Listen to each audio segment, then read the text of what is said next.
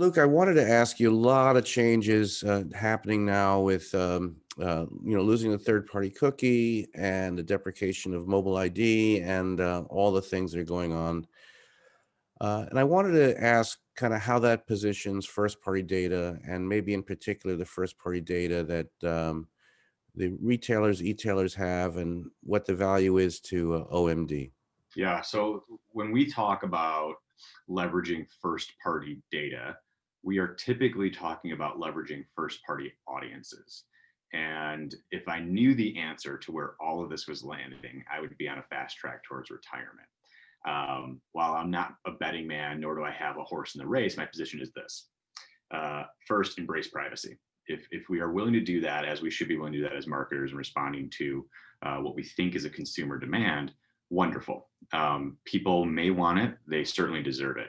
Second, I think we need to over qualify and overtly qualify the value exchange that if you're collecting data on a consumer and it's first party data or PII of some lever, then we need to ensure that that consumer knows why there's value there. Like, what are you getting by giving up this data and allowing us to do this? Right now, it's strictly opt-in.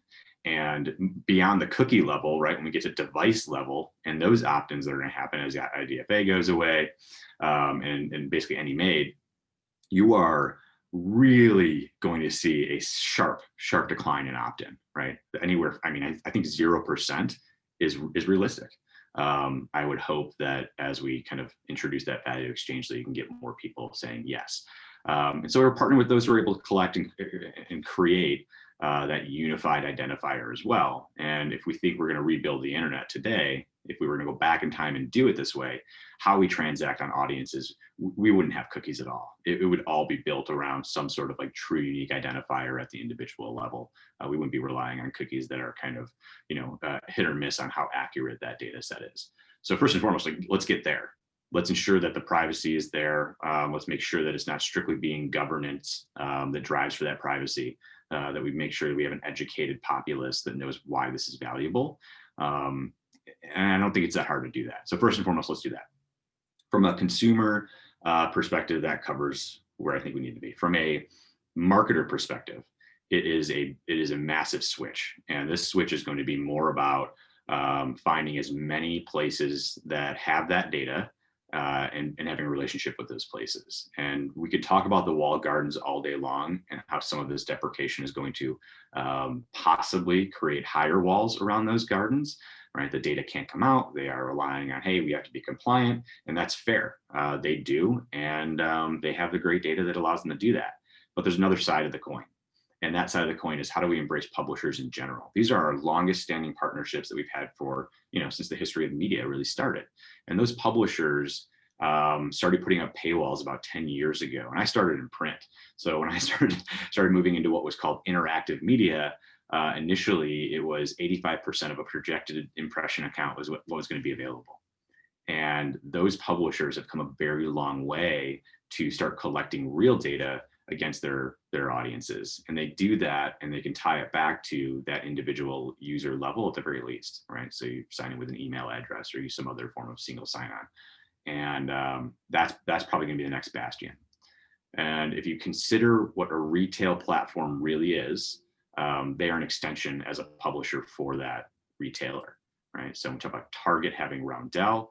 We can talk about Amazon, of course, being probably the biggest quote unquote threat to the marketplace as far as who should be watching who. Sales data is so hard to find and so hard to get, and then tying it back to attributable media, you're going to have to work with them, and for all the right reasons, right? Sometimes when you have to work with someone, it's just out of a necessity. They're the only ones in the space. How are you going to compete with them? That kind of thing. But with retailers, there are so many, so vast and so broad in the way they collect data on consumers, both digitally and offline, that data set becomes the sort of thing that, if I'm a CPG seller, wonderful. That makes a lot of sense. The impact of marketing on sales can be 2 to 3 times higher than in other industries. And so for that reason, the industry is uniquely positioned, right? We can not only capitalize on this, but the addition of net new investment analytics, the addition of any sort of algorithmically driven buying within that inventory, the ability to algorithmically create a new model that says this is exactly who your consumer is, but did you also know X, Y, and Z? Those things for CPG are like, of course, no brainer. But I think we can start to talk to retailers about onboarding data sets in advance of purchase, the way we've done with an Amazon or a Google or a Facebook.